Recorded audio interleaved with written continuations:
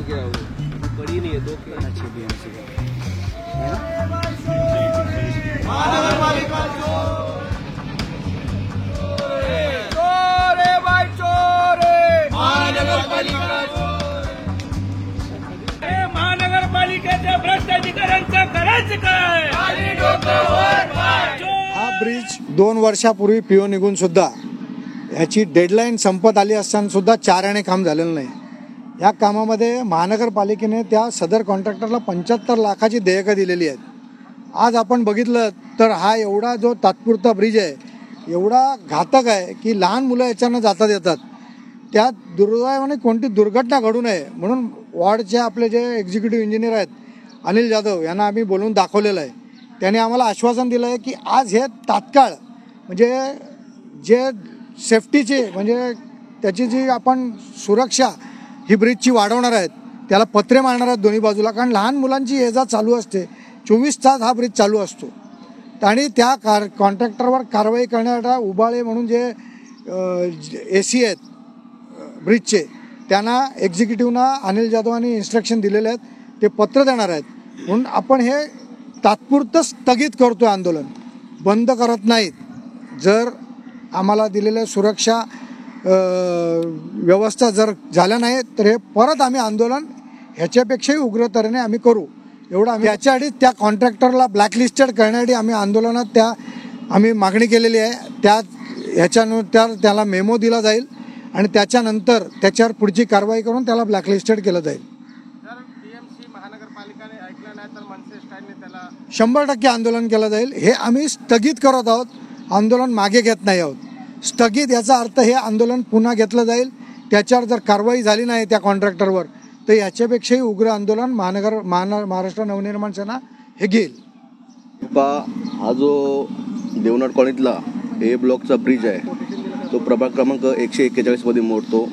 आमचे शाखाध्यक्ष संदीप बनसोडे यांनी नवीन भाऊंच्या निदर्शनास आणून दिलं होतं की साहेब तो ब्रिज खूप म्हणजे क्रिटिकल आहे, कुठल्याही प्रकारचा अपघात होऊ शकतो। त्यानंतर आम्ही त्या ब्रिज संदर्भात पत्रव्यवहार केला तर आमच्या असं निदर्शनास आलं की हा ब्रिज नूतनीकरणासाठी 2022 मध्ये पीओ निघालेले महानगरपालिकेकडनं। आम्ही सुरेश शेट्टी, मी, पवन पवार, आमचे बाकी सहकारी आम्ही त्याचा कंटिन्यू फॉलोअप घेत होतो। तर त्याच्यातून आम्हाला असं समजून आलं की या ब्रिजचं शून्य काम झालेलं आहे आणि महानगरपालिकेने ठेकेदाराला 75 लाख रुपये पेमेंट केलेलं आहे।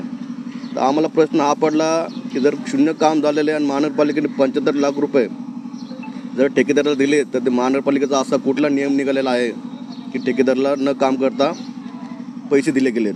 तर या संदर्भात आम्ही त्यांचे कार्यकारी अभियंता फतेहसिंग चव्हाण, सहाय्यक अभियंता सोमनाथ दुबाळे यांच्याशी आम्ही कंटिन्यू फॉलोअपमध्ये येतो। यांना आम्ही कंटिन्यू सांगतो आणि सगळ्या गोष्टी त्यांच्या निदर्शनास आणून देत होतो, परंतु त्यांचं असं म्हणणं होतं की ठेकेदार आमचं ऐकतच नाही। म्हणजे हे बघा की ही जी गुजराती आणि मारवाडी लॉबी सध्या महानगरपालिकेमध्ये काम करते त्यांचा महानगरपालिकेच्या अधिकाऱ्यांवरती कसल्या प्रकारचा दबाव आहे हे दिसून येतं। त्यांचा दबाव त्यांनी पाळावा, पण महाराष्ट्र नवनिर्माण सेना ही करदात्यांबरोबर आहे। करदात्यांचा पैसा लोकांनी खाल्लेला आहे, तो आम्ही बाहेर काढल्याशिवाय राहणार नाही। आणि आता नवीन भाऊ ज्याप्रमाणे बोलले की हे आंदोलन आम्ही तात्पुरत्या स्वरूपासाठी स्थगित केलेलं आहे।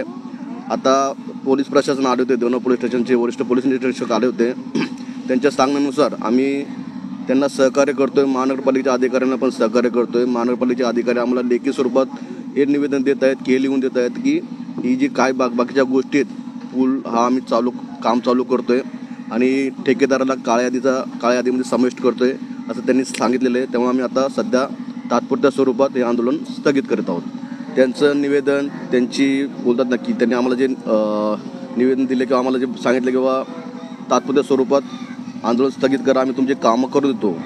जर ती कामं आम्हाला सांगितलेल्या वेळामध्ये झाले नाही तर महाराष्ट्र नवनिर्माण सेना काय करते कशी करते याचा अनुभव त्यांना आम्ही देऊच।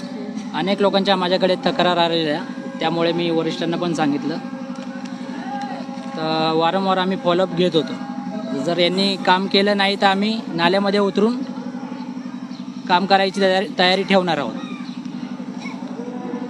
अधिकाऱ्यांनी तर बोलले की आम्हाला जे पत्र दिलेलं रिटर्नमध्ये जे आधी आम्हाला दाखवलं होतं की युद्ध पातळीवरती काम चालू आहे किंवा झालेलं आहे म्हणून, 75 लाखाचा महानगरपालिकेच्या अधिकाऱ्याने उबाळे साहेब म्हणून जे आहेत भ्रष्ट अधिकारी, त्यांनी कॉन्ट्रॅक्टरला 75 लाखाचा बिल पास करून दिलेलं आहे.